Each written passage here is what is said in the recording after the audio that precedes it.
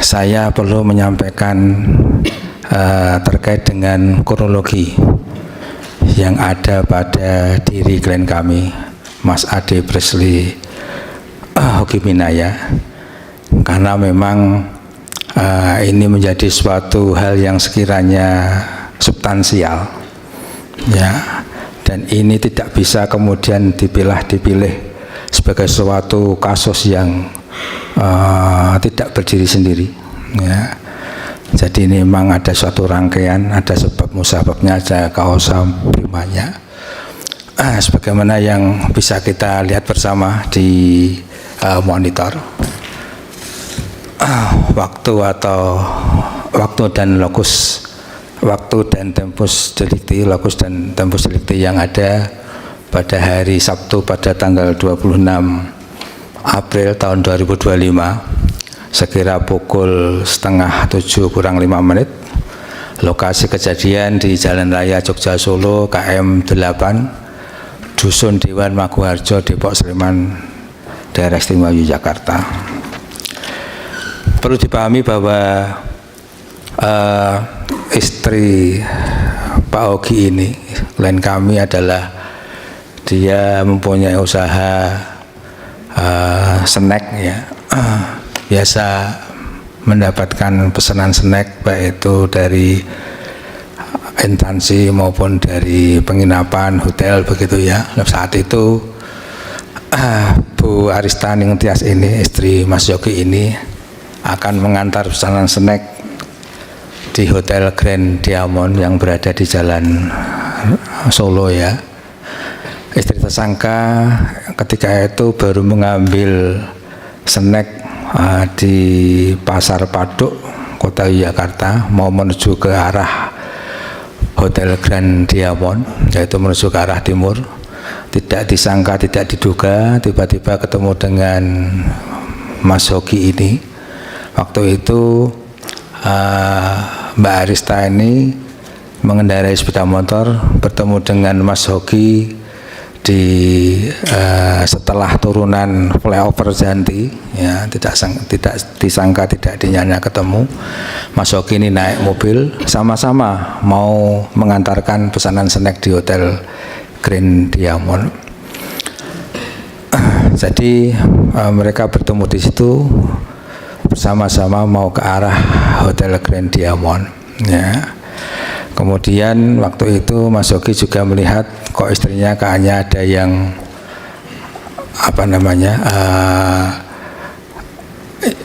mendekati, ya, mendekati dua orang berboncengan sepeda motor, ya. Dua orang sepeda motor ke belakang dari Mbak Arista ini, kemudian mengambil, ya, tas yang ada di dalam pegangan Mbak Arista ini dengan menggunakan cutter. Waktu itu Mas Hoki melihatnya yang paling jelas adalah ketika stang sepeda motor yang dikemudikan oleh istrinya oleng. Kemudian ketika melihat bahwa ternyata istrinya tetap bisa mengendarai sepeda motor dengan baik, dilakukanlah pengejaran terhadap para penjamret tadi yang sudah melakukan penjamretan tas istri Mas Hoki tadi itu. Waktu itu istri Mas Hoki, Mbak Arista, juga sudah teriak-teriak jambret seperti itu, ya. Artinya kan ketika itu memang istri Mas Hoki ini dalam kondisi yang memang ada dilakukan persikapan terkait dengan tas yang ada di tangannya dijambret, ya, sudah berpindah tangan. Kemudian dilakukanlah pengejaran terhadap para jambret tersebut yang berboncengan, yang di belakang masih membawa cutter, ya, masih membawa cutter. Mas Hoki berusaha menghentikan, tapi ternyata dari pihak para penjamret itu malah semakin kencang mengemudikan sepeda motornya kemudian sehingga terjadi apa namanya body contact begitu ya. Kemudian para penjamret ini sepeda motornya masuk ke jalur trotoar ya, jalur trotoar yang kemudian menabrak tembok dan terpental kemudian ke aspal ya, ke aspal di situ.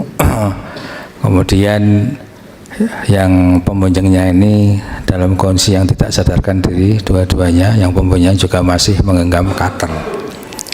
Nah, itu yang sebenarnya kalau kita bicara substansinya adalah di situ. Tapi yang jelas Mas Hoki melakukan pengajaran terhadap Jamret itu kan ada sebab musababnya, ada kausannya ya. Ketika kemudian istrinya disikapi seperti itu ya, dan ingin tas itu kembali pada dia atau istrinya, ya mungkin tidak seberapa isi tas untuk uangnya, nominal uangnya, tapi justru banyak tagihan-tagihan yang berkaitan dengan pesanan snack.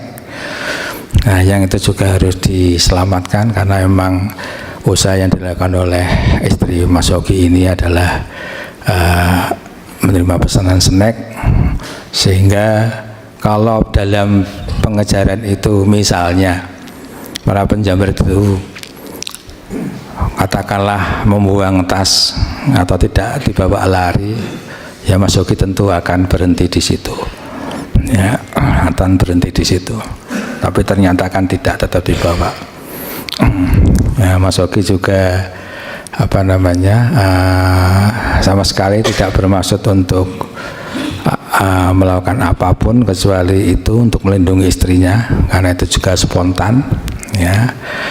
Yang itu kemudian pada akhirnya menjadikan tadi itu ada kecelakaan yang dialami oleh para penjamret ini. Ya sebenarnya kalau kita bicara itu adalah kelalaian dari penjamret sendiri. Kalau dia berhenti baik-baik ya, kemudian memberikan tasnya, saya kira selesai perkaranya kan begitu. Atau tasnya dilempar ke apa? Ya, tadi saya menyampaikan Pak Pimpinan Komisi 3, kalau tasnya dilempar selesai kan begitu. Ya. Karena kan itu yang menjadi titik utamanya untuk Mas Hoki mendapatkan kembali barang yang sekiranya memang itu tidak menjadi haknya dari penjamret, yang berisi beberapa nota yang sekiranya itu memang menjadi penting untuk dikembalikan pada istrinya lagi.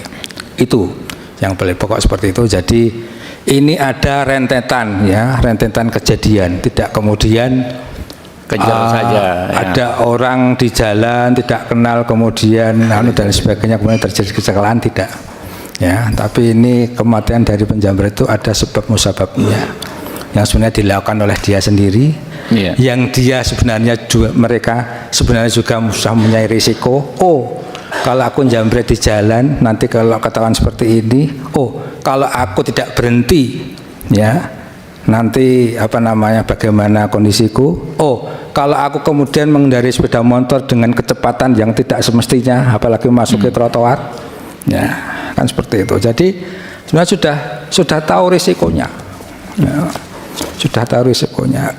Nah inilah yang sekiranya memang sebagaimana tadi pimpinan Komisi 3 DPR yang sudah menyampaikan, ya. Nanti bagaimana ini penyelesaiannya, yang jelas kronologinya seperti itu.